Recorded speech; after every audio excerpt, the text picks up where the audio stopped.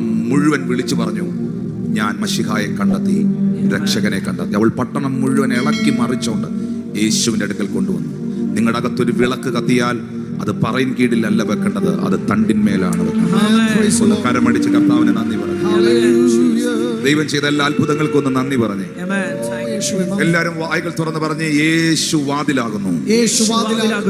യോഹന്നാൻ സുവിശേഷം 10-ാം അധ്യായം 9-ാമത്തെ വാക്യവും വെളിപ്പാട് പുസ്തകം 3-ാം അധ്യായം 7-ാമത്തെ വാക്യവും ഇന്നത്തെ ചിന്തയ്ക്കായി വായിക്കുന്നു. യോഹന്നാൻ സുവിശേഷം 10-ാം അധ്യായം 9-ാം വാക്യം, വെളിപ്പാട് പുസ്തകം 3-ാം അധ്യായം 7-ാം വാക്യം. ഞാൻ വാതിലാകുന്നു, എന്നിലൂടെ കടക്കുന്നവൻ രക്ഷപ്പെടും, അവൻ അകത്തു വരികയും പുറത്തു പോവുകയും മേച്ചിൽ കണ്ടെത്തുകയും ചെയ്യും. യേശു കർത്താവ് പറയുകയാണ്, ഐ ആം ദ ഡോർ, ഞാൻ വാതിൽ ആകുന്നു. എന്നിലൂടെ കടക്കുന്നവൻ രക്ഷപ്പെടും. ക്രിസ്തുവാകുന്ന വാതിലിലൂടെ കടക്കുന്നവൻ രക്ഷപ്പെടും. അവൻ അകത്തു വരികയും പുറത്തു പോകുകയും മേച്ചൽ കണ്ടെത്തുകയും ചെയ്യും. ഇതിനോട് ചേർന്ന് വെളിപ്പാട് പുസ്തകം 3-ാം അധ്യായം 7-ാമത്തെ വാക്യം കൂടെ വായിക്കാം. ഫിലദൽഫിയയിലെ സഭയുടെ ദൂതനെ എഴുതുക, വിശുദ്ധനും സത്യവാനും ദാവീദിന്റെ താക്കോലുള്ളവനുമായി ആരും അടയ്ക്കാതെ വണ്ണം തുറക്കുകയും ആരും തുറക്കാതെ വണ്ണം അടയ്ക്കുകയും ചെയ്യുന്നവൻ അരുളി ചെയ്യുന്നത്, ഞാൻ നിന്റെ പ്രവൃത്തി അറിയുന്നു. ഇതാ ഞാൻ നിന്റെ മുമ്പിൽ ഒരു വാതിൽ തുറന്നു വെച്ചിരിക്കുന്നു. അത് ആർക്കും അടച്ചുകൂടാ. നിനക്കൽപ്പമേ ശക്തിയുള്ളൂ എങ്കിലും നീ എന്റെ വചനം കാത്തു, എന്റെ നാമം നിഷേധിച്ചില്ല. ആ വാക്കൊന്നുകൂടെ നമുക്ക് ആവർത്തിക്കാം. സർവശക്തനാകുന്ന ദൈവം ഫിലദൽഫിയ സഭയോട് പറയുകയാണ്, ദൂതൻ പറയുകയാണ്, ഇതാ ഞാൻ നിന്റെ മുമ്പിൽ ഒരു വാതിൽ തുറന്നു വെച്ചിരിക്കുന്നു. ആ വാതിലിന്റെ പ്രത്യേകത, അത് ഞാൻ തുറന്ന വാതിലായതിനാൽ അത് ഈ ലോകത്തിലെ ഒരു മനുഷ്യർക്കും അടയ്ക്കാൻ കഴിയുന്നതല്ല. ഇന്ന് പകലിൽ ഒരു ശക്തികൾക്കും ഒരു വ്യക്തികൾക്കും ഒരാഭിചാരകനും ഒരന്യായ പ്രാർത്ഥനക്കാരനും ഒരസൂയക്കാരനും അടയ്ക്കാൻ കഴിയാത്ത അത്ഭുതത്തിന്റെ വാതിൽ ദൈവം എന്റെ മുമ്പിൽ തുറന്നിരിക്കുന്നു എന്ന ഉറപ്പുള്ള ദൈവമക്കൾ കരങ്ങൾ അടിച്ച് അധരങ്ങൾ തുറന്ന് ജീവനുള്ള ദൈവത്തിന് നന്ദി പറയാം.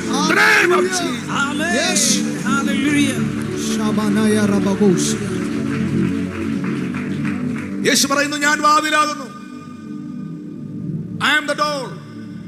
ചില ആളുകൾ പറയുന്ന ഒരു വാക്കുണ്ട്, ബ്രദറെ, എൻ്റെ മുമ്പിൽ ഞാൻ ഒരു വഴിയും കാണുന്നില്ല, എൻ്റെ മുമ്പിൽ ഒരു വാതിലും ഞാൻ കാണുന്നില്ല.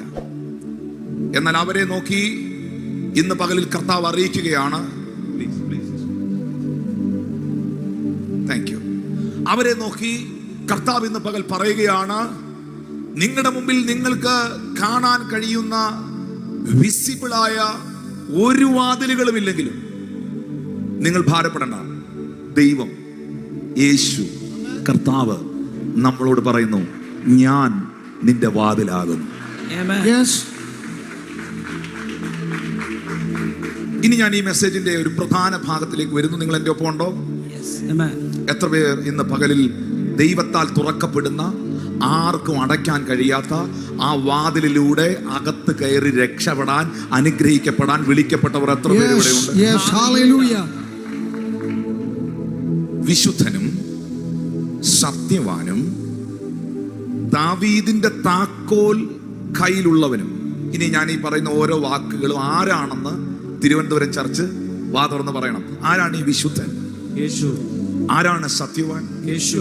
ആരാണ് ദാവീദിന്റെ താക്കോൽ കയ്യിലുള്ളവൻ? യേശു. ആരാണ് ആരും അടയ്ക്കാതെ വണ്ണം തുറക്കുന്നത്? യേശു. ആരാണ് ആരും തുറക്കാതെ വണ്ണം അടയ്ക്കുന്നത്? യേശു. ഇവിടെ തുറക്കപ്പെട്ടിരിക്കുന്ന ഒരു വാതിൽ ഉണ്ട് എന്ന് ബൈബിൾ വ്യക്തമാക്കുന്നു. എന്നാൽ ആ വാതിൽ തുറക്കുന്നത്, അതിന്റെ താക്കോൽ കൈകാര്യം ചെയ്യുന്നത് യേശു കർത്താവാണ്. വിശുദ്ധനും സത്യവാനും.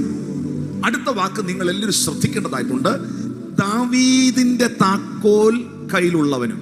എന്റെ ചോദ്യം ഇതാണ്, യേശു കർത്താവിന് എനിക്ക് വേണ്ടി വാതിൽ തുറക്കാൻ, യേശു കർത്താവിന് നിങ്ങൾക്ക് വേണ്ടി വാതിൽ തുറക്കാൻ എന്തിനാണ് ദാവീദിന്റെ താക്കോൽ, അല്ലെങ്കിൽ തിരുവനന്തപുരത്തെ നമ്മുടെ പ്രിയപ്പെട്ടവർക്ക് മനസ്സിലാകുന്ന ഭാഷയിൽ പറഞ്ഞാൽ മറ്റൊരുത്തന്റെ താക്കോൽ ഉപയോഗിക്കേണ്ട കാര്യം യേശുവിനുണ്ടോ? ഇല്ല. തുറക്കാനും അടയ്ക്കാനും ദാവീദിന്റെ താക്കോൽ എന്തിനാണ്? നിങ്ങൾ ഓർക്കണം, ഇത് എഴുതിയിരിക്കുന്നത് വെളിപ്പാട് പുസ്തകത്തിലാണ്. വെളിപ്പാട് പുസ്തകം വെളിപ്പാടാണ്. വെളിപ്പാട് പുസ്തകം, റെവലേഷൻ എന്ന് പറയുന്നത് വെളിപ്പെട്ടിരിക്കുന്ന മർമ്മമാണ്. അൺസീൻ വേൾഡിലുള്ളത്, അദൃശ്യ ലോകത്തിലുള്ള കാഴ്ചകൾ ആത്മതലങ്ങളിൽ യോഹന്നാൻ ദർശിച്ചതാണ്. അപ്പോൾ ആ ദർശനത്തിൽ, ആ കാഴ്ചയിൽ യോഹന്നാൻ യേശുവിനെ കാണുകയാണ്. ആ യേശു കർത്താവിന്റെ കയ്യിലൊരു കീ ഉണ്ട്. ആ കീ ദാവീദിന്റെ താക്കോലാണ്. രണ്ട് കാര്യങ്ങളാണ് ഇതിനകത്തുനിന്ന് ദൈവത്തിന്റെ ആത്മാവിന് വെളിപ്പെടുത്താനുള്ളത്. ഒന്ന്, ദാവീദിന്റെ താക്കോലിന് മാത്രമുള്ള ഒരു പ്രത്യേകതയുണ്ട്. ആ താക്കോലിട്ടാണ് യേശു മുഴുവൻ കാര്യങ്ങളും ഓപ്പറേറ്റ് ചെയ്യുന്നത്. ഒന്ന്, ദാവീദ് ഇസ്രയേലിന്റെ രാജാവായിരുന്നു. ഒരു രാജ്യത്തിലെ രാജാവ് എന്ന് പറയുന്നത് ആ രാജ്യത്തിന്റെ പ്രഥമ പുരുഷനാണ്. ഇവിടെ ജനങ്ങളാൽ തിരഞ്ഞെടുക്കുന്ന ജനാധിപത്യ രാജ്യമായ ഭാരതത്തിൽ ഒരു സംവിധാനം ഓരോ സ്റ്റേറ്റുകളിലും ഉണ്ട്. ഒരു മുഖ്യമന്ത്രി ഉണ്ടാകും, ആ മുഖ്യമന്ത്രിയുടെ കീഴിൽ സഹമന്ത്രിമാരുണ്ടാകും, സഹമന്ത്രിമാരോടൊപ്പം MLA-മാരുണ്ടാകും. ആ MLA-മാർക്ക് താഴെ വാർഡ് മെമ്പേഴ്സും കൗൺസിലേഴ്സും കോർപ്പറേഷൻ സ്ഥാനത്തിലിരിക്കുന്നവരും ഒക്കെ ഉണ്ടാകും. ഇവരെല്ലാം കൂടെ ചേർന്നാണ് ഒരു സംസ്ഥാനം, ഒരു ജില്ല അല്ലെങ്കിൽ ഒരു രാജ്യം ഭരിക്കുന്നത്. ഇതിന്റെ എല്ലാം മുകളിൽ ഒരു പ്രധാനമന്ത്രി ഉണ്ടാകും, അതിന്റെ മുകളിൽ ഒരു പ്രസിഡന്റ് ഉണ്ടാകും. ആ നല്ല സംവിധാനത്തിനായി ദൈവത്തിന് നന്ദി പറയുന്നു. എന്നാൽ രാജകീയ ഭരണം അതല്ല. ദാവീദ് പ്രൈം മിനിസ്റ്റർ അല്ലായിരുന്നു, ദാവീദ് മിനിസ്റ്റർ അല്ലായിരുന്നു, ദാവീദ് ചീഫ് മിനിസ്റ്റർ അല്ലായിരുന്നു. David, he was the king. അവൻ രാജാവായിരുന്നു. എന്താണ് രാജകീയ ഭരണത്തിന്റെ പ്രത്യേകത? രാജാവ് പറയുന്നതിനപ്പുറം വേറൊരു സംഭവം ഇല്ല. ഇപ്പോ ഞാൻ ചില വർഷങ്ങൾക്ക് മുമ്പ് ഒമാനിൽ പോയപ്പോ എന്നെ ഒരു സൈഡ് വണ്ടി കൊണ്ടുപോയ സമയത്ത് ഒരു സൈഡിലെ ബിൽഡിംഗ് മുഴുവൻ പൊളിച്ചു കളഞ്ഞതും പൊളിച്ചോണ്ടിരിക്കുന്നതും ഞാൻ കണ്ടു. ഇപ്പൊ ഞാൻ വണ്ടി ഓടിക്കുന്ന സഹോദരനോട് ചോദിച്ചു, സഹോദര, എന്തിനാണ് ഇത്ര നല്ല ബിൽഡിംഗ് എല്ലാം ഇവർ പൊളിച്ചു കളയുന്നേ? അതും നല്ല രസമുള്ള ബിൽഡിംഗ്, ഒരു കംപ്ലൈന്റ് ഇല്ലാത്ത പുതിയ ബിൽഡിംഗ്. ഈ ബിൽഡിംഗ് എല്ലാം ഇവരെന്തിനാണ് പൊളിച്ചു കളയുന്നത്? ഇടിച്ചു നിരത്തുകയാണ്, ഒരേ എണ്ണം പൊളിച്ചു കളഞ്ഞു, ഒരു സൈഡ് അങ്ങ് നിരപ്പാക്കി. രാജാവിന്റെ കൽപ്പനയാണ്. കാരണം ആ രാജ്യവുമായി ബന്ധപ്പെട്ട് എന്തോ ഇല്ലീഗലായിട്ടാണ് ആ സംവിധാനം അവിടെ വന്നത്. രാജാവ് പറഞ്ഞു മൊത്തം പൊളിച്ചു കളഞ്ഞേക്കാൻ. പിന്നെ കമ്മിറ്റി ഇല്ല, കൊടിപിടിത്തോ ഇല്ല, ധർണയില്ല, ജാഥയില്ല, ആരും മിണ്ടുന്നില്ലല്ലോ, ഒരു പ്രക്ഷോഭവും ഇല്ല. പൊളിച്ചു കളയാൻ പറഞ്ഞു, പൊളിച്ചു കളഞ്ഞു, ചോദ്യമില്ല, ഉത്തരവില്ല. ഇതാണ് രാജകീയ ഭരണം. ദാവീദ് ഇസ്രയേലിന്റെ രാജാവായിരിക്കുമ്പോൾ എല്ലാ ഡിപ്പാർട്ട്മെന്റുകളുടെയും കീ, താക്കോൽ ദാവീദാണ് ഓപ്പറേറ്റ് ചെയ്യുന്നത്. You are not here. മനസ്സിലായോ? ഇവിടെ ഫൈനാൻസ് ഓപ്പറേറ്റ് ചെയ്യാൻ ഫൈനാൻസ് മിനിസ്റ്റർ ഉണ്ട്, ട്രാൻസ്പോർട്ട് ഓപ്പറേറ്റ് ചെയ്യാൻ ട്രാൻസ്പോർട്ട് മിനിസ്റ്റർ ഉണ്ട്.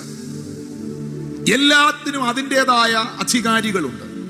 പക്ഷേ ഒരു രാജകീയ ഭരണത്തിൽ എല്ലാം ഓപ്പറേറ്റ് ചെയ്യുന്നത്, എല്ലാ കീകളും കൈകാര്യം ചെയ്യുന്നത് അന്നത്തെ കാലത്തോടുള്ള ബന്ധത്തിൽ രാജാവായിരിക്കും. അപ്പൊ ദാവീദിന്റെ കയ്യിലാണ് ഫൈനാൻസ്, ദാവീദിന്റെ കയ്യിലാണ് എഡ്യൂക്കേഷൻ, ദാവീദിന്റെ കയ്യിലാണ് ആ രാജ്യത്തിന്റെ മുഴുവൻ സംവിധാനവും, ഭൗതിക സംവിധാനവും. ചേർന്ന് ആമീൻ പറയാമോ? ഫുഡും കൃഷിയും everything. Hallelujah. In another side ദാവീദ് ഒരു രാജാവ് മാത്രമായിരുന്നില്ല, ദാവീദ് ഒരു അഭിഷിക്തനായിരുന്നു. ദാവീദ് ഒരു കിങ് മാത്രമായിരുന്നില്ല, ദാവീദ് ഒരു മാൻ ഓഫ് ഗോഡ് ആയിരുന്നു, ഒരു ദൈവ പുരുഷനായിരുന്നു, ഒരു അഭിഷിക്തനായിരുന്നു, ദൈവദൂതന്മാരെ കാണുന്ന വ്യക്തിയായിരുന്നു, ആത്മതലങ്ങൾ ഓപ്പറേറ്റ് ചെയ്യുന്നവനായിരുന്നു. Oh thank you lord. അപ്പൊ ദാവീദിനെ സംബന്ധിച്ച് ഭൗതിക തലത്തിന്റെ താക്കോലും അവന്റെ കയ്യിലുണ്ട്, ആത്മീക തലത്തിന്റെ താക്കോലും അവന്റെ കയ്യിലുണ്ട്. ഇത് ഒരേ സമയത്ത് എല്ലാവരുടെയും കയ്യിലില്ല. ദാവീദിനെ സംബന്ധിച്ച് ഈ രണ്ട് കീയും ഈ രണ്ട് കാര്യങ്ങളും ഓപ്പറേറ്റ് ചെയ്യാനുള്ള താക്കോൽ ദാവീദിന്റെ പക്കലുണ്ട്. ആത്മതലങ്ങളെ ഓപ്പറേറ്റ് ചെയ്യുന്ന കീയും അവന്റെ കയ്യിലുണ്ട്. ഭൗതിക തലത്തെ ഓപ്പറേറ്റ് ചെയ്യുന്ന കീയും അവന്റെ കയ്യിലുണ്ട്. യേശു ഉപയോഗിക്കുന്നത് ദാവീദിന്റെ താക്കോലാകയാൽ ഇത് രണ്ടിനകത്തും നിനക്ക് വിടുതലുണ്ട്. യേശു ഉപയോഗിക്കുന്നത് ദാവീദിന്റെ താക്കോലാകയാൽ നിന്റെ ഭൗതിക വിഷയത്തിലും നിന്റെ ആത്മീക വിഷയത്തിലും ഇന്ന് പകൽ ദൈവത്തിന്റെ കരം നിനക്ക് വേണ്ടി ചലിക്കും. വിശ്വസിക്കുന്നവർ കരങ്ങൾ അടിച്ചു കർത്താവിന് നന്ദി പറയുന്നു.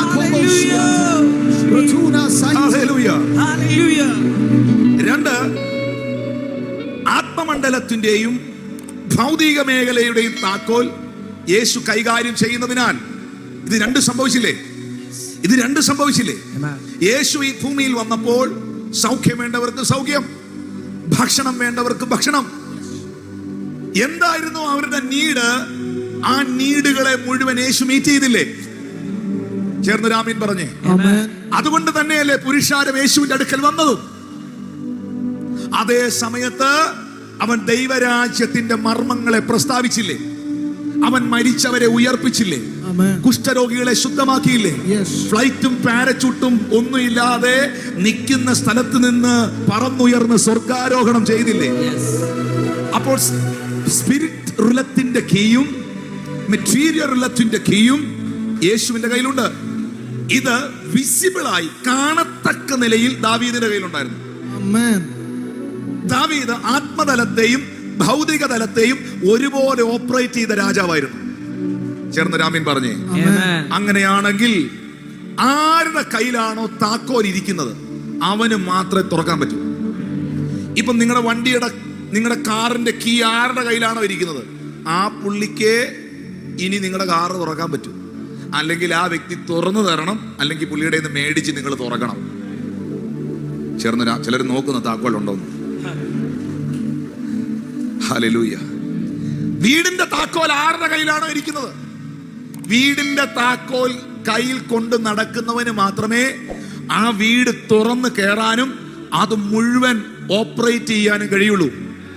യേശു കർത്താവ് പറയുന്നു, വിശുദ്ധനും സത്യവാനും ദാവീദിന്റെ താക്കോൽ കയ്യിലുള്ളവനുമായി ആരും അടയ്ക്കാതെ വണ്ണം തുറക്കുകയും ആരും തുറക്കാതെ വണ്ണം അടയ്ക്കുകയും ചെയ്യുന്നവൻ എന്നോടും നിങ്ങളോടും സഭയോടും അരുളി ചെയ്യുന്നു, ആർക്കും അടച്ചുകൂടാതെ വണ്ണം ഒരു വാതിൽ ഞാൻ നിന്റെ മുമ്പിൽ ഇന്ന് പകൽ തുറക്കുകയാണ്. ആർക്കും അടച്ചുകൂടാതെ വണ്ണം ഒരു ഉണർവിന്റെ വാതിൽ, ഒരു പ്രോസ്പെരിറ്റിയുടെ വാതിൽ, ഒരു ഡെലിവറൻസിന്റെ വാതിൽ, രാജ്യങ്ങളുടെ വാതിൽ, പട്ടണങ്ങളുടെ വാതിൽ, നന്മയുടെ വാതിൽ, സമൃദ്ധിയുടെ വാതിൽ, സമാധാനത്തിന്റെ വാതിൽ, വിടുതലിന്റെ വാതിൽ ഞാൻ നിന്റെ മുമ്പിൽ ഇന്ന് തുറക്കുകയാണ്. തുറക്കാൻ കഴിയും. കാരണം കീ ദാവീദിന്റെ താക്കോലാണ്. ഒരു രാജ്യത്തിന്റെ മുഴുവൻ സംവിധാനവും തുറക്കാനും പൂട്ടാനും അധികാരമുള്ള താക്കോലായിരുന്നു ദാവീദ് രാജാവിന്റെ കയ്യിലുണ്ടായിരുന്ന താക്കോൽ. ആത്മതലങ്ങളെ കാണുന്നവനായിരുന്നു ദാവീദ്. എത്രയോ സന്ദർഭങ്ങളിൽ യുദ്ധം സംഭവിച്ചപ്പോൾ ബാഖ വൃക്ഷങ്ങളുടെ അഗ്രങ്ങളിലൂടെ ദൈവദൂതന്മാർ അണിയണിയായി നടക്കുന്ന കാലൊച്ച ഞാൻ കേട്ടെന്നും ദൂതൻ എനിക്ക് പ്രത്യക്ഷനായെന്നും എത്രയോ സന്ദർഭങ്ങളിൽ ദൂതന്മാരെ ആത്മതലത്തിൽ ഡീൽ ചെയ്യുന്നവനായിരുന്നു ദാവീദ്.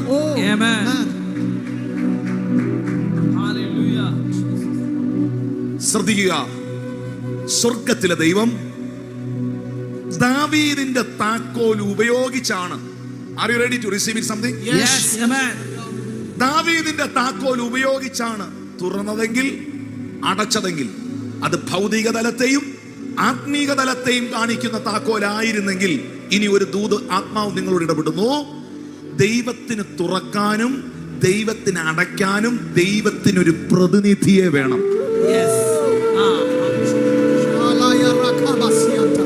ദൈവത്തിന് ചിലത് അടയ്ക്കാനും ദൈവത്തിന് ചിലത് തുറക്കാനും ചില പ്രതിനിധികളെ വേണം. മഴമേഘത്തെ അടയ്ക്കാൻ ദൈവത്തിന് കഴിയും, മഴമേഘത്തെ തുറക്കാൻ ദൈവത്തിന് കഴിയും.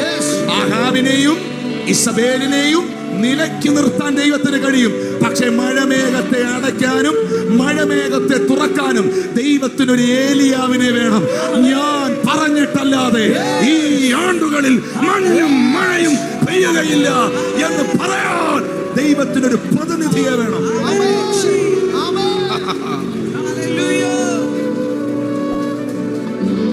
ദൈവത്തിനൊരു പ്രതിനിധിയെ വേണം. ഈ സ്റ്റേജിലും ഈ ഓഡിറ്റോറിയത്തിന് പുറത്തും ഇതിനകത്തും ഈ ആലയത്തിനകത്തും ഇരിക്കുന്ന മുഴുവൻ ആളുകളും ദൈവത്തിന്റെ പ്രതിനിധികളാണ്. ദൈവത്തിന് അടിക്കാൻ കഴിയും, ദൈവത്തിന് കെട്ടാൻ കഴിയും. ആമീൻ കേട്ടില്ലല്ലോ. എന്റെ ദൈവത്തിന് അഴിക്കാൻ കഴിയും, എന്റെ ദൈവത്തിന് കെട്ടാൻ കഴിയും. പക്ഷെ ആ ദൈവം ഈശോ മശിഹ യേശു ക്രിസ്തു നമ്മോട് പറഞ്ഞു, ഞാൻ കെട്ടാനും വരുന്നില്ല, ഞാൻ അഴിക്കാനും വരുന്നില്ല. നീ ഭൂമിയിൽ കെട്ടുന്നത് സ്വർഗത്തിൽ കെട്ടപ്പെടും, നീ ഭൂമിയിൽ അഴിക്കുന്നത് സ്വർഗത്തിൽ അഴിയപ്പെടും. നീ ഭൂമിയിൽ കെട്ടുന്നത് സ്വർഗത്തിൽ കെട്ടപ്പെടും, നീ ഭൂമിയിൽ അഴിക്കുന്നത് സ്വർഗത്തിൽ അഴിയപ്പെടും.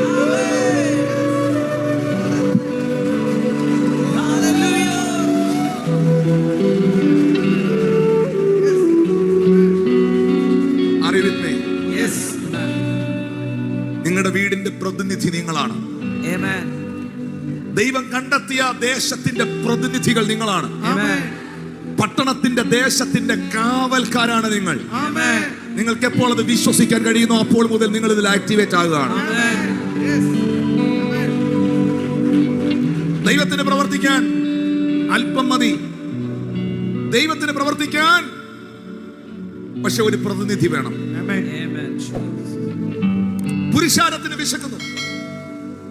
3 ദിവസമായി ഈ ജനം കാട്ടിലാണ്.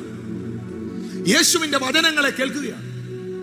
യേശു കർത്താവ് ഫിലിപ്പോസിനോട് പറയുന്നു, ഫിലിപ്പോസേ, ഈ ജനം 3 നാളായി എന്റെ കൂടെ പാർക്കുന്നു, അവർക്ക് ഭക്ഷിപ്പാൻ ഒന്നുമില്ലായകയാൽ അവരെ കുറിച്ച് എനിക്ക് മനസ്സലിവ് തോന്നുന്നു, അവർക്ക് ഫുഡ് കൊടുക്കണം.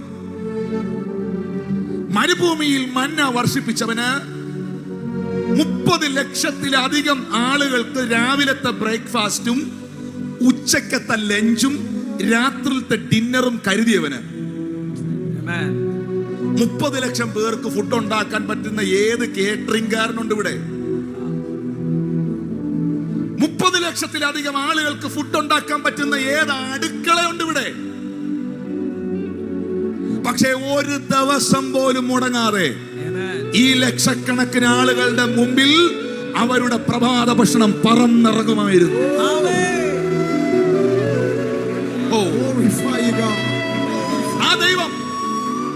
ആ ദൈവം ചോദിക്കുകയാണ്, ഇവർക്ക് വിശക്കുന്നു, ഇവർക്ക് ഭക്ഷിക്കാൻ എന്തെങ്കിലും കൊടുക്കണം. ഫിലിപ്പോസ് ഓടി വന്നിട്ട് യേശുവിനോട് പറയുന്നു, ഇവിടെ ഒരു ബാലകനുണ്ട്, ഇവിടെ ഒരു ബാലകനുണ്ട്, അവന്റെ കയ്യിൽ 5 യവത്തപ്പവും 2 മീനുമുണ്ട്. യോഹന്നാൻ 6-ലാണ് അത് എഴുതിയിരിക്കുന്നത്. അവന്റെ കയ്യിൽ 5 യവത്തപ്പവും 2 മീനുമുണ്ട്. കേൾക്കുന്നുണ്ടോ? എന്റെ ചോദ്യം, ഈ ബാലകനെ കൂടാതെ അപ്പം കൊടുക്കാൻ ആ ബാലകന്റെ കയ്യിലിരിക്കുന്ന അവന്റെ അമ്മച്ചി ഉണ്ടാക്കിയ യവത്തപ്പവും ഫിഷും ഇല്ലാതെ ഇത്ര ആളുകളെ കരുതാൻ സർവശക്തനായ ദൈവത്തിന് കഴിയില്ലേ? പക്ഷേ ദൈവത്തിന് ചിലത് ചെയ്യാൻ ചിലരെ വേണം.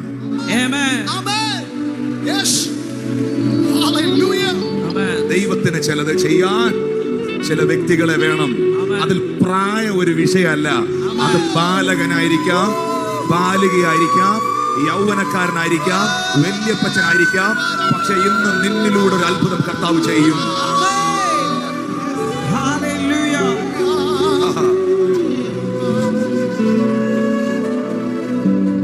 മല്ലനായ ഗോലിയാത്ത് ഇസ്രായേലിന്റെ ദൈവമായ യഹോവയെ വെല്ലുവിളിക്കുന്ന സമയത്ത് ഇത്രയും വാളും വടിയും വേലും പരിചയും ഇത്രയും സംവിധാനവുമായി നിൽക്കുന്ന ഫെലിസ്ത്യ പാളയത്തിൽ ഏലാ താഴ്വരയിൽ ദാവീദ് എന്ന് പറയുന്ന ചെറുക്കൻ ഒറ്റയ്ക്ക് സഞ്ചരിക്കുകയാണ്. അവിടെ ചെന്ന് നിൽക്കുമ്പോ, ഗോലിയാത്തെ, നിന്നെ വീഴ്ത്താനുള്ള എന്ത് ആയുധം ഈ ബാലകന്റെ കയ്യിലുണ്ട്? എന്റെ ചോദ്യം, ഇസ്രായേലിന്റെ ദൈവമായ യഹോവയെ നിന്ദിക്കുന്ന ഈ ഫെലിസ്ത്യനെ ചുമ്മാ ഒരു മിന്നൽ അടിപ്പിച്ച് ദൈവത്തിനങ്ങ് തറയിട്ടൂടെ? ആരും മിണ്ടുന്നില്ലല്ലോ. ഇടിയും മിന്നലും കണ്ടിട്ടുണ്ടോ? എങ്ങനെ കാണാനാ? വരുമ്പോഴേ ഓടി അകത്ത് കയറിയില്ലേ? കണ്ടിട്ടില്ല അത്. ഇത്ര വലിയ ദൈവത്തിന് ഒരു മിന്നൽ അടുപ്പിച്ചു, ഒരു കൊല്ലിയാൻ അടുപ്പിച്ചു ഗോലിയാത്തിനെ അടിച്ചിട്ടൂടായിരുന്നു. ഒരു മനുഷ്യൻ മേലോട്ട് വഴിക്കുന്ന ശ്വാസം താഴോട്ട് പോകണമെന്ന് തീരുമാനിക്കുന്ന ദൈവം, ആ ദൈവത്തിന് അവനെ അങ്ങ് എടുത്തുകൂടായിരുന്നു. ദൈവം ചെയ്യുന്നില്ലല്ലോ. ദൈവം ചെയ്യണമെങ്കിൽ പ്രതിനിധി വരണം. അവന്റെ നാമത്തെ റെപ്രസെന്റ് ചെയ്യുന്നവൻ ഫ്രണ്ടിൽ വരണം.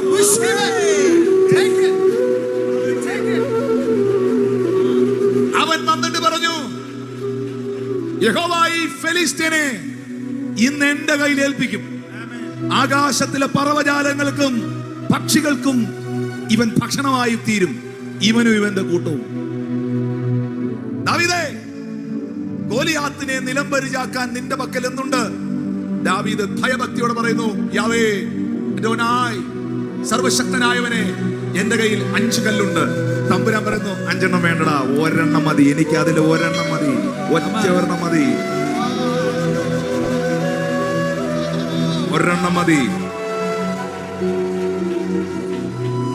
യെരിഹോ മതിലിന് ചുറ്റും ഇതാ കുറെ പ്രതിനിധികൾ ജെരിക്കോ വാളിനെ അഡ്രസ് ചെയ്യാണ്. എന്റെ ചോദ്യം, ഈ ജപ്പാനിലും ഇന്തോനേഷ്യയിലും ഒക്കെ ഉണ്ടായ ഭൂചലനം കണ്ടിട്ടുണ്ടോ?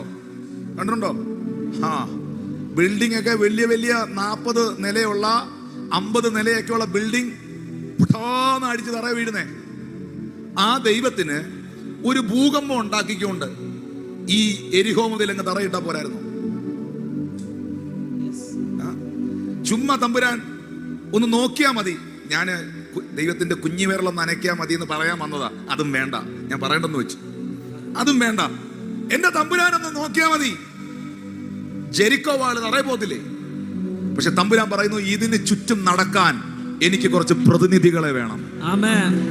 നീ ഉയർത്തുന്ന കാഹളത്തിന്റെ ശബ്ദത്തിലൂടെ ആയിരിക്കും ഞാൻ ഇതിനെ തകർക്കുന്നത്.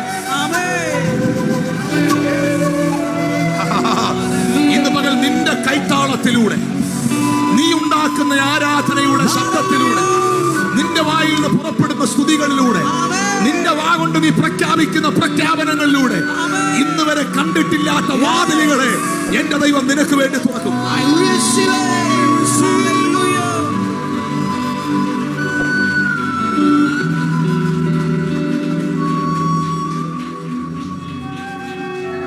കാനാവിലെ കല്യാണ വീട്ടിലെ യേശു കർത്താവിന് പച്ചവെള്ളത്തെ വീഞ്ഞാക്കാനേ കിണറ്റി കിടക്കുന്ന വെള്ളം വേണമെന്നില്ല, ഉറപ്പായിട്ടില്ല. നിങ്ങൾക്കൊരു സത്യം അറിയാവോ? ഞാനൊരു ഒരു പ്രൊഫറ്റിക് വേർഡ് റിലീസ് ചെയ്യാണ്. ഈ പച്ചവെള്ളം യേശു മുന്തിരിച്ചാറാക്കി അല്ലെങ്കിൽ വീഞ്ഞാക്കിയെന്ന പച്ചവെള്ളം, വൈൻ എന്ന് പറയുന്ന സാധനത്തിന് എതിരാണ് പച്ചവെള്ളം. മനസ്സിലായില്ലേ? വൈൻ ഉണ്ടാക്കിയവരോട് ചോദിക്കണം, വൈൻ ഉണ്ടാക്കുന്നവരോട് ചോദിക്കണം. അല്ലെ യൂട്യൂബിൽ കയറി അതെങ്ങനെ ഉണ്ടാക്കുന്നതെന്നുള്ള നല്ല പാചകം ചെയ്യുന്നവരുടെയൊക്കെ വീഡിയോ ഉണ്ട്, അതൊന്ന് കണ്ടു നോക്കണം. ഉണ്ടാക്കി കുടിക്കാനല്ല ഞാൻ ഈ പറയുന്നത്, അതൊന്ന് കണ്ടു നോക്കണം. അവർ പറയും, പാത്രത്തിൽ പച്ചവെള്ളത്തിന്റെ അംശം കാണാൻ പാടില്ല, മുന്തിരിങ്ങായിൽ വെള്ളത്തിന്റെ പച്ചവെള്ളത്തിന്റെ അംശം കാണാൻ തുടയ്ക്കണം, മുന്തിരിങ്ങ തുടയ്ക്കണം, ക്ലീൻ ചെയ്യണം. തിളപ്പിച്ചാറിയ വെള്ളം അല്ലെങ്കിൽ ചൂട് വെള്ളം വേണം ഇതിനകത്ത് ഒഴിക്കുന്നെങ്കിൽ അല്പമായിട്ട് ഒഴിക്കാൻ. പച്ചവെള്ളം വീഞ്ഞിന്റെ പ്രോസസ്സിന് എതിരാ. എന്നാ തമ്പുരാൻ അങ്ങ് തീരുമാനിച്ചു, പച്ചവെള്ളം തന്നെ ഞാൻ അങ്ങ് വീഞ്ഞാക്കാൻ പോവാ.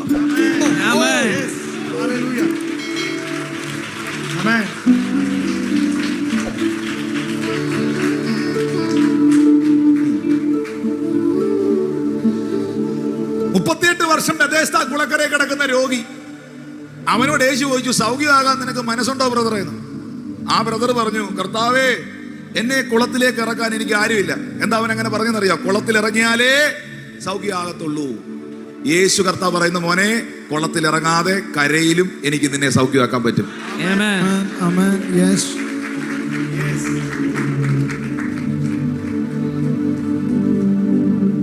കിണറ്റിൽ കിടന്ന പച്ചവെള്ളത്തെ വീഞ്ഞാക്കി മഹത്വം മഹത്വത്തിന്റെ വാതിൽ ആ വീട്ടിൽ യേശു തുറന്നു. സുന്ദരമെന്ന ദേവാലയ ഗോപുര വാതിക്കലിരുന്ന മുടമ്പനോട് പത്രോസും യോഹന്നാനും 9-ാം മണി നേരത്ത് പ്രാർത്ഥിക്കാൻ വരുമ്പോ ആ പിശക്കാരൻ, ആ യാചകൻ ഇവരിൽ നിന്ന് വല്ലതും കിട്ടുമെന്ന് കരുതി ഉറ്റുനോക്കി. പത്രോസ് പറഞ്ഞു, ഞങ്ങളെ നോക്കൂ. അവൻ ഉറ്റു വീണ്ടും നോക്കി. പൊന്നും വെള്ളിയും ഞങ്ങളുടെ പക്കലില്ല, ഞങ്ങൾക്കുള്ളത് നിനക്ക് തരുന്നു. കാരണം ഞങ്ങളെ കൂടാതെ അല്ല നീ സൗഖ്യമാകാൻ പോകുന്നത്. ഞങ്ങൾക്കുള്ളത് നിനക്ക് തരുന്നു. നസ്രയനായ യേശുവിൻ നാമത്തിൽ നീ എഴുന്നേറ്റ് നടക്കുക. എന്നിട്ട് അവിടെ പത്രോസ് പറഞ്ഞു, സഹോദരന്മാരെ, നിങ്ങൾ ഞങ്ങളെ ഉറ്റുനോക്കുന്നത് എന്ത്? ഇത് ഞങ്ങളുടെ മഹത്വം കൊണ്ട് സംഭവിച്ചതല്ല, യേശുവിനെ മരിച്ചവരുടെ ഇടയിൽ നിന്ന് പിതാവായ ദൈവം ഉയർപ്പിച്ചതിനാൽ സംഭവിച്ചതാണ്. അവൻ സൗഖ്യമായിട്ട് എഴുന്നേറ്റ് നടന്നു. ഇന്ന് രാത്രിയിൽ, ഇന്ന് പകലിൽ ഞാൻ സ്നേഹത്തോടെ നിങ്ങളോട് പറയുന്നു, ദൈവത്തിന് നിങ്ങൾക്ക് വേണ്ടി വാതിലുകളെ തുറക്കാൻ കഴിയും നിങ്ങളുടെ അല്പമായ സാഹചര്യത്തിൽ നിന്ന്. പെട്ടെന്ന് പറഞ്ഞ് അവസാനിപ്പിക്കാം. 1:30 മണി എന്ന് പറഞ്ഞ വാക്ക് എനിക്ക് പാലിക്കണം. അതുകൊണ്ട് 15 മിനിറ്റിനകത്ത് 4 കാര്യങ്ങൾ പറയാൻ അടുത്തിരിക്കുന്നത് പറഞ്ഞിട്ട് 4 വാതിൽ തുറക്കാൻ പോകുന്നവർ 4 വാതിലുകൾ തുറക്കാൻ പോകും. പറഞ്ഞില്ലല്ലോ, 4 വാതിലുകൾ തുറക്കാൻ പോകും. Praise Lord. ആമേൻ. 4 കതകുകൾ തുറക്കാൻ പോവാണ്. ആമേൻ. അതില് ഒരു ഡോറ് തന്നെ തുറന്ന ഇനഫാ. പിന്നെ ഒരു കർത്താവിനൊരു കരുണ, ഇന്ന് 4 കൂടെ അങ്ങ് തുറന്നേക്കാം. ആമേൻ. ഒരെണ്ണം തന്നെ മതി. ഒന്നാമത്തെ വാതിൽ വെളിപ്പാട് പുസ്തകം 4-ാം അധ്യായം 1-ാം വാക്യം. ദൈവം തുറക്കുന്ന 4 വാതിലുകൾ അല്ലെങ്കിൽ 5 വാതിലുകൾ. ഒന്നാമത്തെ വിഷയം വെളിപ്പാട് 4:1. അനന്തരം സ്വർഗത്തിൽ വാതിൽ തുറന്നിരിക്കുന്നത് ഞാൻ കണ്ടു. നിങ്ങൾ ഇംഗ്ലീഷ് അത്യാവശ്യം വായിക്കാൻ അറിയാവുന്നവരാണ്. ഇനി അറിയില്ലെങ്കിലും അതൊന്ന് വായിച്ച് എൻ്റെ അറിവിലൊന്ന് പറഞ്ഞു തരാൻ ഞാൻ ആഗ്രഹിക്കുകയാണ്. After this I looked. ഈ അനന്തര സ്വർഗത്തിൽ ഒരു വാതിൽ തുറന്നിരിക്കുന്നത് ഞാൻ കണ്ടു എന്നല്ലേ മലയാളത്തിൽ എഴുതിയിരിക്കുന്നത്. പക്ഷെ ഇംഗ്ലീഷിൽ എഴുതിയിരിക്കുന്ന വാക്ക് പരിഭാഷപ്പെടുത്തുകയാണെങ്കിൽ ഇങ്ങനെ പറയേണ്ടി വരും, ഞാൻ നോക്കിയാറേ. സ്വർഗത്തിൽ ഒരു വാതിൽ തുറക്കേണ്ടതിന് ഞാൻ നോക്കിയാറേ, അല്ലെങ്കിൽ ഞാൻ നോക്കിക്കൊണ്ടിരിക്കുമ്പോൾ എന്റെ മുമ്പിൽ ഒരു വാതിൽ തുറന്നു. മനസ്സിലായോ? ജീവിതത്തിൽ ഒരു പുതിയ വാതിൽ തുറക്കുവാൻ, ഒരു പുതിയ വഴി തുറക്കാൻ ഇങ്ങനെ നോക്കിയിരിക്കുന്നവരുണ്ട്. അവരുടെ മേളിൽ ഇന്ന് പകലൊരു വാതിൽ പരിശുദ്ധാത്മാവ് തുറക്കട്ടെ എന്ന് ഞാൻ പ്രാർത്ഥിക്കുന്നു. In the name of Jesus, I decree and I declare new way and a new door in your life. I'm feeling the anointing of God. നിന്റെ പാസ്പോർട്ടിന്റെ മേളിൽ, നിന്റെ ലൈഫിന്റെ മേളിൽ, നിന്റെ ജോലിയുടെ മേളിൽ സ്വർഗ്ഗത്തിന്റെ കരം യേശുവിൻ നാമത്തിൽ ഇന്ന് പകൽ ചലിക്കപ്പെടട്ടെ. യോഹന്നാൻ കിടക്കുന്ന സാഹചര്യം പത്മോസാണ്. താൻ മരിച്ചിട്ട് തന്റെ ജീവശ്വാസം നിന്നിട്ട് തന്റെ മാംസം ഭക്ഷിക്കുവാൻ തന്റെ മുകളിൽ വട്ടമിട്ട് പറന്ന് നടക്കുന്ന വലിയ കഴുകന്മാരുണ്ട്. ഏകാന്തതയുടെ സ്ഥലമാണ്, ഒറ്റപ്പെടലിന്റെ സ്ഥലമാണ്, മരണത്തിന്റെ സ്ഥലമാണ്, തകർച്ചയുടെ ഇടമാണ്. രക്ഷപ്പെടാൻ യാതൊരു വഴിയുമില്ലാത്ത, രക്ഷപ്പെടാൻ യാതൊരു വാതിലും കതകും കാണാത്ത സ്ഥലമാണ്. അവിടെ ഒരു വഴിയും ചുറ്റും നോക്കാൻ കാണാനില്ലാത്തവന് ഇതുവരെ കണ്ടിട്ടില്ലാത്തൊരു വാതിൽ കാണാൻ കഴിയും. നീ സ്വർഗത്തിലേക്കൊന്ന് നോക്കിയാൽ. ഞാൻ എന്റെ കണ്ണ് പർവ്വതങ്ങളിലേക്ക് ഉയർത്തുന്നു. എന്റെ സഹായം എവിടെ നിന്ന് വരും? എന്റെ സഹായം ആകാശത്തെയും ഭൂമിയെയും ഉണ്ടാക്കിയ യഹോവയിൽ നിന്ന് വരുന്നു. എന്റെ കാൽ വഴുതാൻ അവൻ അനുവദിക്കുന്നില്ല. എന്നെ കാക്കുന്നവൻ മയങ്ങുന്നില്ല, ഉറങ്ങുന്നില്ല. ഇസ്രായേലിന്റെ പരിപാലകൻ മയങ്ങുകയില്ല, ഉറങ്ങുകയില്ല.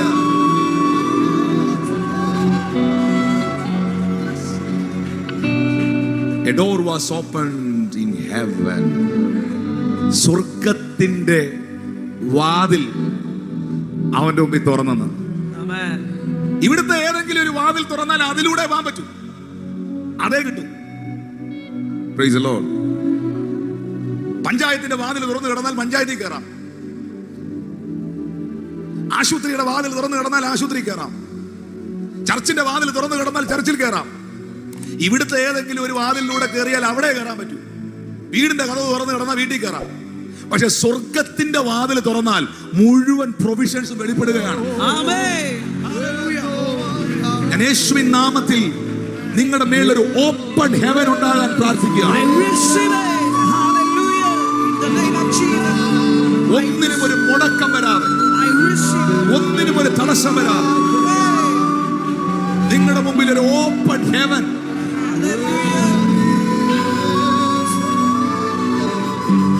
After this, I looked, and behold, a door was open in heaven. ഞാൻ നോക്കിയിരിക്കുമ്പോൾ എൻ്റെ എല്ലാ പ്രതീക്ഷകളും അസ്തമിച്ച്, ഒരു വഴിയും ഒരു വാതിലും കാണാതെ ഞാൻ നോക്കിക്കൊണ്ടിരിക്കുമ്പോൾ പുടുന്നനവേ, a door was opened in heaven. സ്വർഗത്തിന്റെ ഒരു വാതിൽ എനിക്ക് വേണ്ടി തുറന്നു. ഞാനിത് പറയുമ്പോ എന്നോട് ആത്മാ പറയുന്നു, നീ ഇങ്ങനെ പറയുക, ഈ ജനത്തിന്റെ തലമുറകളുടെ മേളിൽ അത് തുറക്കുവാൻ, ഈ ജനത്തിന്റെ തലമുറകളുടെ മേളിൽ, അവരുടെ കുഞ്ഞുങ്ങളുടെ മേളിൽ യേശുവിന്റെ നാമത്തിൽ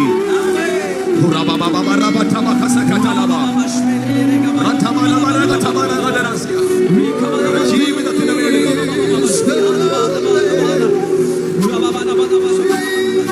ആ വാതിൽ തുറക്കട്ടെ.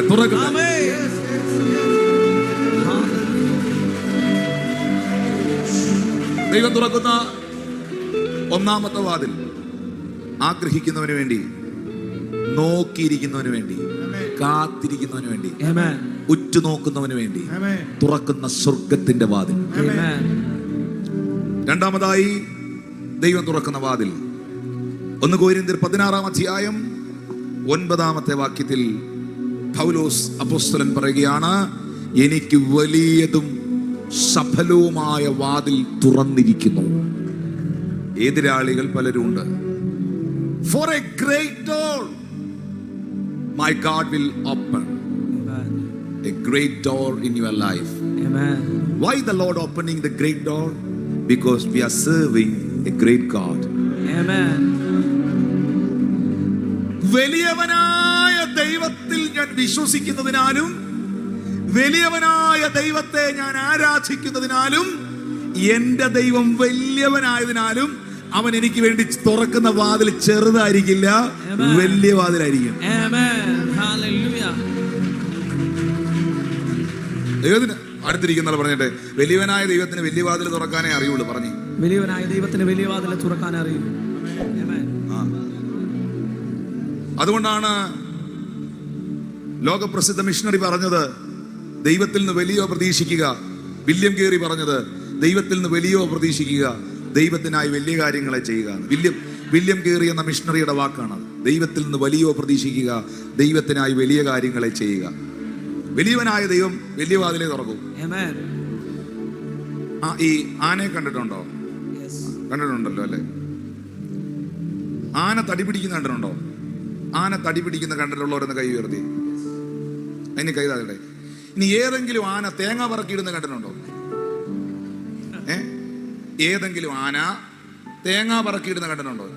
ചുമ്മാ തമാശയ്ക്ക് പറക്കിയിടുന്നതല്ല. ആരെങ്കിലും പറയുമോ, ഒരു 10 തേങ്ങ പുരയിടത്ത് വീണിട്ടുണ്ട്, ഞാനൊരു ആന ഏർപ്പാട് ചെയ്തിട്ടുണ്ട് തേങ്ങ പറക്കിയിടാൻ എന്ന് പറയുമോ?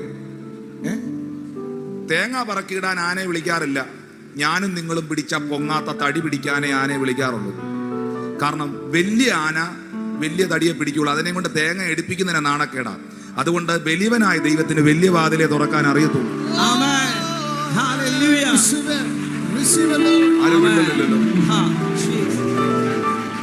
എന്റെ ദൈവം ഒരു വാതിൽ തുറന്നാൽ അതെന്നെ അത്ഭുതപ്പെടുത്തുന്നതായിരിക്കും. ഈ ആഴ്ചകളിൽ നിങ്ങളത് കാണാൻ പോവുകയാണ്. ഈ ആഴ്ചകളിൽ യേശുവിന്റെ നാമത്തിൽ നിങ്ങളുടെ ജീവിതത്തിൽ നിങ്ങളത് കാണാൻ പോവുകയാണ്. ഇതേ പൗലോസ് ഇത് എഴുതുകയാണ് മോനെ ഏവനെ. ലേഖനം ഇത് എഴുത്തു ഭാഷയാണ്. ബസിമാനുവൽ എഴുത്തു ഭാഷയുണ്ട്, പ്രസംഗ ഭാഷയുണ്ട്. നമ്മൾ പ്രസംഗിക്കുന്ന പോലല്ല നമ്മൾ എഴുതുന്നത്. എൻ്റെ അനുഗ്രഹത്തിന്റെ താക്കോൽ എന്ന പുസ്തകം വായിച്ചിട്ടുള്ള എത്ര പേരുണ്ട്? വാങ്ങിച്ചിട്ടുള്ള? ഇല്ലാത്തവർ വാങ്ങിക്കണം. അതിനകത്ത് എഴുതിയിരിക്കുന്ന പോലെയല്ല ഞാൻ പ്രസംഗിക്കുന്നത്. രണ്ടും രണ്ടാണ്. ആണോ? എഴുത്തു ഭാഷയുണ്ട്, പ്രസംഗ ഭാഷയുണ്ട്. പൗലോസ് ഇത് കൊരിന്ത്യ സഭയ്ക്ക് എഴുതിയതാണ്. എനിക്ക് വലിയതും സഫലവുമായൊരു വാതിൽ തുറന്നിരിക്കുന്നു, എതിരാളികൾ പലരുണ്ട്. പക്ഷെ പുള്ളി ഇത് പ്രസംഗിച്ചാൽ ഇങ്ങനെ ആയിരിക്കത്തില്ല പ്രസംഗിക്കുന്നത്. ഈ പ്രസംഗിക്കുന്ന സമയത്ത് ഇങ്ങനെ എഴുന്നേറ്റ് എന്ന് പറയുമ്പം ജനതയെല്ലാം കാണുമ്പോൾ ആ ഒരു അന്തരീക്ഷം വരുമ്പം ഈ എക്സ്പ്രഷൻസ് എല്ലാം ഫേസി വരും. വരത്തില്ലേ? കല്യാണ സദ്യക്ക് ഇലയുടെ അറ്റത്തിരിക്കുന്ന നാരങ്ങ തൊട്ട് നാക്കി വെക്കുമ്പം എക്സ്പ്രഷൻ എവിടെ വരും? നാരങ്ങയുടെ എക്സ്പ്രഷൻ എവിടെ വരും? ഇനി ഇതിൽ കൂടുതലൊന്നും എനിക്ക് കാണിച്ചു തരാൻ അറിഞ്ഞുകൂടാ. കയ്പുള്ള ഒരു സാധനം എടുത്ത് കഴിച്ചെങ്കിൽ അതിന്റെ എക്സ്പ്രഷൻ എവിടെ വരും? മുഖത്ത് വരും. ഇനി കഴിച്ചുകൊണ്ടിരിക്കുന്നതിന്റെ ഇടയ്ക്ക് കാണും വല്ല മുള്ളും തൊണ്ട കുടുങ്ങിയാലോ അത് ഭയങ്കര എക്സ്പ്രഷൻ ആയിരിക്കും. അങ്ങനെ വരികയല്ല. അപ്പൊ എന്താണോ സംഭവിക്കുന്നത് അത് ഫേസിൽ എക്സ്പ്രസ് ചെയ്യും. പൗലോസ് ഇത് പ്രസംഗിച്ചാൽ അത് എക്സ്പ്രസ് ചെയ്യും. പൗലോസ് പറഞ്ഞ് ഇങ്ങനെ ആയിരിക്കും പറയുന്നത്. ഇത് എഴുതിയപ്പം നമ്മൾ വായിക്കുന്നത് എങ്ങനെ? എനിക്ക് വലിയതും സഫലമായൊരു വാതിൽ തുറന്നിരിക്കുന്നു, എതിരാളികൾ പലരുണ്ട്. നമ്മളിങ്ങനെ പറഞ്ഞങ്ങ് പോവാ. പക്ഷെ ഇത് അങ്ങനല്ല. പുള്ളി പ്രസംഗിച്ചാ പറയും, എക്സൈറ്റ്മെന്റോട് പറയും, സഹോദരങ്ങളെ, കൊരിന്ത്യ സഭയെ ചേർന്നൊരു ഹല്ലേലൂയ പറഞ്ഞേ. കൊരിന്ത്യ സഭയെ നിങ്ങൾ അറിഞ്ഞോ? എന്റെ ദൈവം എനിക്ക് വലിയതും സഫലവുമായ വലിയ വാതിൽ എന്റെ ദൈവം എനിക്ക് തുറന്നു കേട്ടോ. എതിരാളികൾ അവിടെ ഇവിടെയൊക്കെ ഉണ്ട്. I don't care.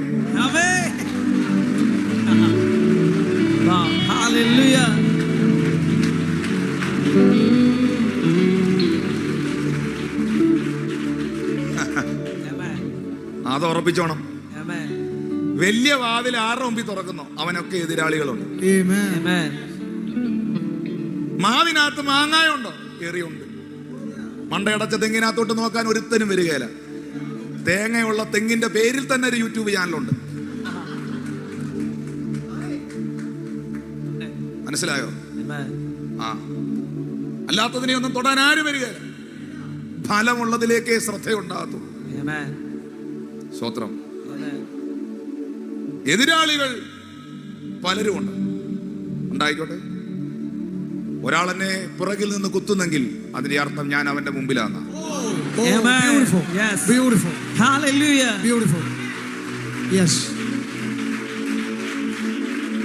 എന്നെ ആരെങ്കിലും ഇങ്ങനെ പിന്തുടർന്ന് ഓടിക്കുന്നുണ്ടെങ്കിൽ എന്നെ പിടിക്കാൻ പറ്റുന്നില്ല, തൊട്ടേ പിടിച്ചേ കളിക്കുകയാണ്.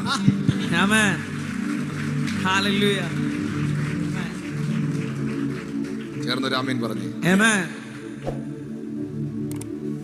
പക്ഷേ എന്റെ വിഷയം, ഐ ബ്ലസ് ഓൾ ദ എതിരാളികൾ, ഓൾ ദ എനിമീസ്. നമുക്ക് അവരെ എല്ലാം അനുഗ്രഹിച്ചു പ്രാർത്ഥിക്കാം. We don't care. നമുക്ക് അവരെ ബ്ലസ് ചെയ്യാം. പക്ഷേ ഞാൻ ഫോക്കസ് ചെയ്യുന്നത് എതിരാളികളെ അല്ല. അപ്പോസ്തലൻ ഫോക്കസ് ചെയ്തത് എതിരാളികളെ അല്ല. നിങ്ങളും ഫോക്കസ് ചെയ്യേണ്ടത് പ്രശ്നത്തെ അല്ല, പ്രശ്നക്കാരെ അല്ല. നിങ്ങൾ ഫോക്കസ് ചെയ്യേണ്ടത് ദൈവം നിനക്ക് തുറന്ന വലിയ വാതിലിനെ.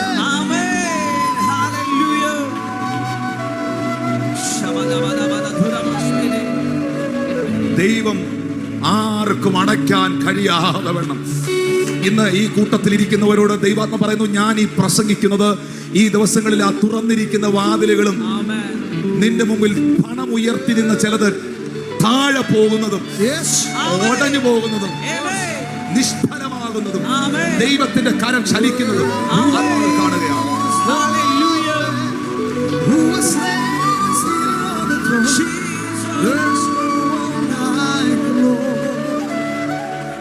പറഞ്ഞു ഒന്നാമത്തെ വാതിൽ ഏതാ? പെട്ടെന്ന് പറ. ഒന്നാമത്തെ വാതിൽ ഏതാ? സ്വർഗത്തിന്റെ വാതിൽ. രണ്ടാമത്തെ വാതിൽ ഏതാ? ഗ്രേറ്റ് ഡോർ, വലിയ വാതിൽ. ചേർന്ന് രാമി പറഞ്ഞു ദൈവം തുറക്കുന്ന 4 വാതിലാ. മൂന്നാമത്തെ വാതിൽ എന്നാന്ന് പറയാൻ പോവാ. അത് വളരെ അത്യാവശ്യം. അതിന് ഒത്തിരി സമയമെടുത്ത് പറയേണ്ടതാണ്. 2 കൊരിന്ത്യർ 2-ാം അധ്യായം 12-ാം വാക്യം. 2 കൊരിന്ത്യർ 2-ാം അധ്യായം 12-ാം വാക്യം. എന്നാൽ ഞാൻ ക്രിസ്തുവിന്റെ സുവിശേഷം അറിയിക്കാൻ ത്രോവാസിൽ വന്നാറേ കർത്താവിൻ്റെ പ്രവൃത്തിക്കായി എനിക്കൊരു വാതിൽ തുറന്നു കിട്ടി. പറഞ്ഞ സുവിശേഷത്തിനായി തുറന്ന വാതിൽ. സുവിശേഷത്തിനായി തുറന്ന വാതിൽ. അഗ്രസീവ് പാസ്റ്റർ പെട്ടെന്ന് മൈക്ക് എടുത്താണ്ടോ? കാരണം പുള്ളിയുടെ ഏറ്റവും വലിയ ടാർഗറ്റ് അതാ. ഞങ്ങളുടെ എല്ലാം ഫോക്കസ് അവിടെയാണ്. എൻ്റെ ആത്മീക സന്തതികളുടെയും സഭയുടെ എല്ലാം ഫോക്കസ് അവിടെയാണ്. മുഴുവൻ ആളുകളും പ്രാർത്ഥിക്കണം, സുവിശേഷത്തിന്റെ വാതിൽ തുറക്കണം. സുവിശേഷത്തിന്റെ വാതിൽ തുറക്കണം. വിഘ്നം കൂടാതെ ദൈവത്തിന്റെ സത്യസുവിശേഷം, ദൈവവചനം ലോകമെമ്പാടും എത്താൻ പ്രാർത്ഥിക്കണം. ആ സുവിശേഷത്തിന് വേണ്ടി നിൽക്കുന്ന സുവിശേഷകരെയും ദൈവദാസന്മാരെയും ഓർത്ത് നിങ്ങൾ പ്രാർത്ഥിക്കണം. അതിൽ സഭയോ സംഘടനയോ നോക്കരുത്. എന്റേതെന്നോ നിങ്ങളുടേതെന്നോ നോക്കരുത്. സുവിശേഷത്തിന് വേണ്ടി നിൽക്കുന്നവരെ എല്ലാം സപ്പോർട്ട് ചെയ്യണം, അവരെല്ലാം ഓർത്ത് പ്രാർത്ഥിക്കണം. കാരണം ഈ രാജ്യത്തിന്റെ മേളിൽ, രാജ്യങ്ങളുടെ മേളിൽ സുവിശേഷത്തിന്റെ വാതിൽ തുറന്നാൽ മാത്രമേ അവർക്ക് യഥാർത്ഥ രക്ഷകനെ കണ്ടെത്താൻ കഴിയുകയുള്ളൂ. അതുകൊണ്ടാണ് പൗലോസ് പറഞ്ഞത്, നിർബന്ധം എന്റെ മേൽ കിടക്കുന്നു, ഞാൻ സുവിശേഷം അറിയിക്കുന്നില്ലെങ്കിൽ എനിക്കയ്യോ കഷ്ടം. നിർബന്ധമായും ഈ സ്നേഹം, ഈ സത്യം എന്നെ വിടിവിച്ച കർത്താവിനെ, ഇന്ന് രണ്ട് സഹോദരന്മാർ, പ്രധാനമായി ആ സഹോദരൻ പറഞ്ഞില്ലേ, ഇത് എൻ്റെ അനുഭവമാണെന്ന്. ഈ അനുഭവത്തെ പങ്കുവയ്ക്കണം, ഈ സ്നേഹത്തെ പങ്കുവയ്ക്കണം. നമ്മളോട് ആരെങ്കിലും വീഡിയോയിലൂടെയോ വ്യക്തിപരമായോ സുവിശേഷം പറഞ്ഞതുകൊണ്ടല്ലേ നമ്മൾ ഇന്ന് ഇവിടെ വന്നിരിക്കുന്നത്. അത് ലജ്ജിക്കരുത്, അത് മടിക്കരുത്. ഒന്ന് കൈ ഉയർത്തി പിടിച്ച് എല്ലാവരും, കർത്താവേ, സുവിശേഷത്തിന്റെ വാതിൽ എന്റെ മുമ്പിൽ തുറക്കണമേ. സുവിശേഷത്തിന്റെ വാതിൽ എന്റെ സഭയുടെ മുമ്പിൽ തുറക്കണമേ. സുവിശേഷത്തിന്റെ വാതിൽ എന്റെ രാജ്യത്തിന്റെ മേളിൽ തുറക്കണമേ. സുവിശേഷത്തിന്റെ വാതിൽ എന്റെ രാജ്യത്തിന്റെ മേൽ തുറക്കണമേ. സുവിശേഷത്തിന്റെ വാതിൽ തുറക്കണമേ. സുവിശേഷത്തിന്റെ വാതിൽ തുറക്കണമേ. Jesus name. ആമേൻ, ആമേൻ. നാലാമതായി ദൈവം തുറക്കുന്ന വാതിൽ. ഇതിന് കുറച്ചുകൂടെ നിങ്ങൾക്ക് ഇഷ്ടമുള്ള കാര്യമാണ് പ്രതികരിക്കുക നിങ്ങൾ. നാലാമതായി ദൈവം തുറക്കുന്ന വാതിൽ 2 രാജാക്കന്മാർ 4-ാം അധ്യായം 1-ാമത്തെ വാക്യം. 2 രാജാക്കന്മാർ 4-ാം അധ്യായം 1-ാം വാക്യം. പ്രവാചക ശിഷ്യന്മാരുടെ ഭാര്യമാരിൽ ഒരു എലീശയോട് നിലവിളിച്ചു, നിന്റെ ദാസനായ എൻ്റെ ഭർത്താവ് മരിച്ചുപോയി, നിന്റെ ദാസൻ യഹോവ ഭക്തനായിരുന്നു നിനക്കറിയാമല്ലോ, ഇപ്പോൾ കടക്കാർ എൻ്റെ 2 മക്കളെയും പിടിച്ച് അടിമകളാക്കാൻ വന്നിരിക്കുന്നു എന്ന് പറഞ്ഞു. അടുത്ത വാക്യത്തിൽ എലീശ അവളോട്, ഞാൻ നിനക്ക് വേണ്ടി എന്ത് ചെയ്യണം പറക, നീ പറയണം, നീ പറയണം. നിന്റെ വീട്ടിൽ എന്തുള്ളൂ എന്ന് ചോദിച്ചു. ഒരു ഭരണി എണ്ണയല്ലാതെ അടിയന്റെ വീട്ടിൽ മറ്റൊന്നുമില്ല എന്ന് അവൾ പറഞ്ഞു. അടുത്ത വാക്യം, അതിനവൻ, നീ ചെന്ന് നിന്റെ അയൽക്കാരോടൊക്കെയും വെറും പാത്രങ്ങൾ വായ്പ വാങ്ങുക, പാത്രങ്ങൾ കുറവായിരിക്കരുത്. അടുത്ത വാക്യത്തിൽ എഴുതിയിട്ടുണ്ട്, പിന്നെ നീയും നിന്റെ മക്കളും അകത്ത് കയറി വാതിലടച്ച പാത്രങ്ങളിലൊക്കെയും പകർന്ന് നിറഞ്ഞത് ഒരു ഭാഗത്തേക്ക് മാറ്റിവെക്കുക എന്ന് പറഞ്ഞു. അടുത്ത വാക്യത്തിൽ എഴുതിയിട്ടുണ്ട്, അവൾ വീട്ടിൽ ചെന്ന മക്കളോടുകൂടെ അകത്ത് കടന്ന് വാതിലടച്ച് അവളുടെ അടുക്കളയിൽ പാത്രങ്ങളെ വെച്ചു, അത് പകരുകയും ചെയ്തു. അടുത്ത വാക്യത്തിൽ പാത്രങ്ങൾ നിറഞ്ഞ ശേഷം തന്റെ മക്കളോട് ഇനിയും പാത്രം കൊണ്ടുവരിക എന്ന് പറഞ്ഞു. അവൻ അവളോട് പാത്രമൊന്നുമില്ല, നിറച്ചു. ദൈവം ആ വീട്ടിൽ സമൃദ്ധിയുടെ വാതിൽ തുറന്നു. ദൈവം ആ വീട്ടിൽ മതിയേന്ന് പറയുന്നത് പോലെ സമൃദ്ധിയുടെ വാതിൽ തുറന്നു. എങ്ങനെയാണ് ആ സമൃദ്ധിയുടെ വാതിൽ തുറന്നതെന്ന് മനസ്സിലാക്കണം. ഈ വീട്ടിൽ പ്രവാചകനായ എലീശ വരുമ്പോൾ എലീശ അവളോട് ചോദിക്കുകയാണ്, ഞാൻ നിനക്ക് വേണ്ടി എന്ത് ചെയ്യണം പറക. കാരണം നേരത്തെ പറഞ്ഞതുപോലെ പ്രതിനിധിയാണ്, റെപ്രസെന്റ് ചെയ്യാണ്. ഞാൻ നിനക്ക് വേണ്ടി എന്ത് ചെയ്യണം പറക. എന്റെ ചോദ്യം, അവള് പറഞ്ഞില്ലേ 1-ാമത്തെ വാക്യത്തിൽ, എന്റെ ഭർത്താവ് യഹോവ ഭക്തനായിരുന്നു, മരിച്ചുപോയി, കടം കയറി, കടക്കാര് വീട്ടിൽ കയറി, എൻ്റെ പിള്ളേരെ, അന്നത്തെ കാലത്ത് അങ്ങനെ, എൻ്റെ കൊച്ചുങ്ങളെ അടിമകളായി ജോലി ചെയ്യിപ്പിക്കാൻ പിടിച്ചോണ്ട് പോകാൻ വന്നിരിക്കുന്നു. പറഞ്ഞില്ലേ അവളുടെ പ്രശ്നം? പിന്നെന്തിനാ 2-ാമത്തെ വാക്യത്തിൽ എലീശ അവളോട് പറഞ്ഞത്, ഞാൻ നിനക്ക് വേണ്ടി, അല്ലെങ്കിൽ ദൈവം നിനക്ക് വേണ്ടി എന്താ ചെയ്യേണ്ടത് നീ പറക. അപ്പൊ നിങ്ങളന്ന് എന്ത് പറഞ്ഞേനെ? ഞാൻ എന്തോ പറയാനാ ബ്രദറെ? ബ്രദർ പറ. Praise the Lord. നിങ്ങളാണെ പറഞ്ഞു ഞാൻ എന്തോ പറയാനാ പാസ്റ്റർ, കാര്യമൊക്കെ ഇങ്ങനെ ആയിപ്പോ ഞാനിങ്ങനെ ഒരു പാസ്റ്റർ പറ. പക്ഷേ എലീശ പറയുന്നു, നിന്റെ വീടിന്റെ പ്രതിനിധി നീയാണ്, Amen. ഞാനല്ല. നിന്റെ വീട്ടിൽ എന്ത് നടക്കണമെന്ന് നീ പറയണം. Hallelujah. ജീസസ്. Amen. നിന്റെ പിള്ളേരുടെ അവസ്ഥ എന്താകണമെന്ന് നീ പറയണം. നീ വാ തുറന്നാൽ ദൈവം വാതിൽ തുറക്കും. നീ വാ തുറന്നാൽ ദൈവം നിനക്ക് വേണ്ടി വാതിൽ തുറക്കും. Amen. അടുത്തിരിക്കുന്നവരോട് പറ, നീ വാ തുറന്നാൽ ദൈവം നിനക്ക് വേണ്ടി വാതിൽ തുറക്കും. നീ വാതിൽ തുറന്നാൽ ദൈവം നിനക്ക് വേണ്ടി വാതിൽ തുറക്കും. അത്ഭുതത്തിന്റെ വാതിൽ ദൈവം നിനക്ക് വേണ്ടി തുറക്കും. Amen. Amen. അവക്ക് തുറന്ന വാതിൽ എന്നാ? എന്തോ സമൃദ്ധിയുടെ വാതിലായിരുന്നത്. കൊണ്ടുവരുന്ന പാത്രങ്ങളെല്ലാം എണ്ണ കൊണ്ട് നിറയുക. Amen. അവസാനം കൊണ്ടുവരാൻ പാത്രമില്ല, പാത്രം എല്ലാം തീർന്നു പോയപ്പോ എണ്ണയും നിന്നുപോയി. Praise the Lord. ഇനി അവിടെ ആ പയ്യൻ പോയിട്ടൊരു പെട്രോൾ ഒരു ടാങ്കർ ലോറി കൊണ്ടുവന്ന് അവിടെ നിർത്തിയായിരുന്നെങ്കിൽ ആ ടാങ്കർ ലോറി നിറഞ്ഞേനെ. കാരണം ദൈവം അങ്ങോട്ട് തുറന്നു കഴിഞ്ഞാൽ പിന്നെ അത് അടയേല. Hallelujah.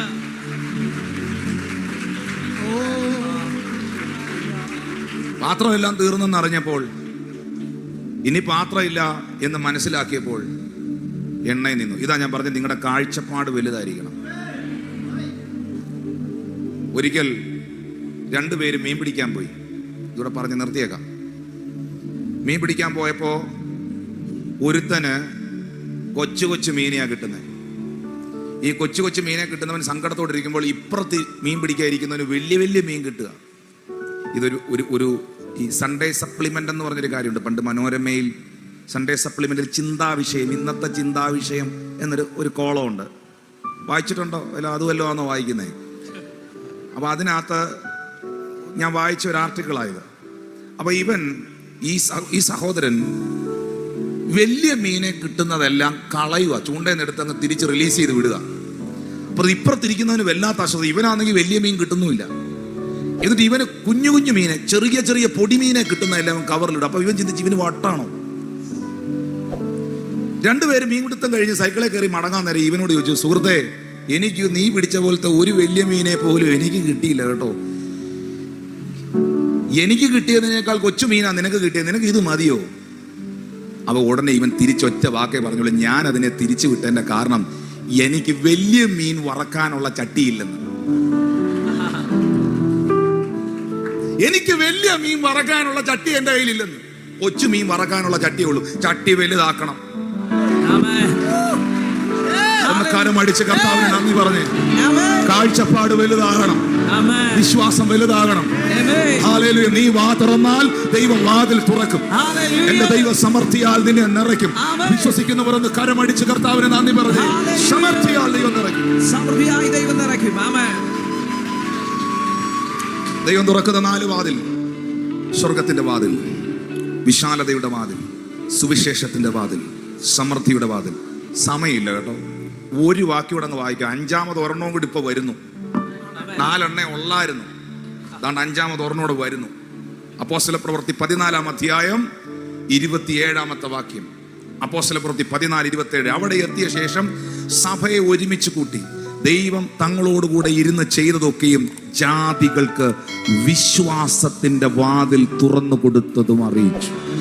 വാ തുറന്ന് പറഞ്ഞേ, വിശ്വാസത്തിന്റെ വാതിൽ. വിശ്വാസത്തിന്റെ വാതിൽ. ഹല്ലേലൂയ. വിശ്വാസത്തിന്റെ വാതിൽ എവിടെ തുറക്കപ്പെടുന്നു അവിടെ വിടുതലുകൾ സംഭവിക്കും. വിശ്വാസത്തിന്റെ വാതിലുകൾ എവിടെ തുറക്കപ്പെടുന്നു അവിടെ അത്ഭുതങ്ങൾ സംഭവിക്കും. വിശ്വാസത്തിന്റെ വാതിൽ എവിടെ തുറക്കപ്പെടുന്നു അവിടെ വീര്യ പ്രവർത്തികൾ സംഭവിക്കും. ഇന്ന് പകൽ നിങ്ങളുടെ ഹൃദയത്തിനകത്ത്, നിങ്ങളുടെ ജീവിതത്തിന്റെ മേളിൽ വിശ്വാസത്തിന്റെ വാതിൽ തുറന്നു വരട്ടെ. കരമൊന്നടിച്ച് ആത്മാവിൽ ഒന്ന് എഴുന്നേറ്റ് ദൈവത്തെ ആരാധിച്ചു. വിശ്വാസത്തിന്റെ വാതിൽ, വിശ്വാസത്തിന്റെ വാതിൽ ആരും അടയ്ക്കാതെ വണ്ണം തുറക്കുകയും ആരും തുറക്കാതെ വണ്ണം അടയ്ക്കുകയും ചെയ്യുന്ന ദൈവത്തിന്റെ കരത്താൽ the Lord will open the door for your life, the mighty door. ഒരു വാതിൽ തുറക്കാൻ നോക്കിയിരിക്കുന്നവരെന്ന് കൈകളെ ഉയർത്തി. ഒരു വാതിൽ തുറക്കാൻ നോക്കി പ്രാർത്ഥിക്കുന്നവരെന്ന് കൈകളെ ഉയർത്തി. നിങ്ങളുടെ തലമുറയുടെ മേളിൽ, നിങ്ങളുടെ കുടുംബത്തിന്റെ മേളിൽ, നിങ്ങളുടെ ജീവിതത്തിന്റെ മേളിൽ അത് തുറന്നു വരേണ്ടതിനായി പ്രാർത്ഥിക്കുന്നു. എവിടേക്കോ സംഭവിക്കുന്ന സാമ്പത്തിക ഞെരുക്കങ്ങൾ, ഫൈനാൻഷ്യൽ ഇഷ്യൂസ് ഞാൻ പ്ലാറ്റ്ഫോമിൽ നിന്ന് തുടങ്ങുകയാണ്. കഴിഞ്ഞ 1.5 മാസമായി അങ്ങനെ അടിക്കുന്ന ഒരു കാറ്റ് ഇന്ന് മാറിപ്പോവുകയാണ്. യേശുവിന്റെ നാമത്തിൽ ഒരു ഫൈനാൻഷ്യൽ അബണ്ടൻസ് സഭയുടെ മേളിൽ, കുടുംബത്തിന്റെ മേളിൽ, വ്യക്തികളുടെ മേളിൽ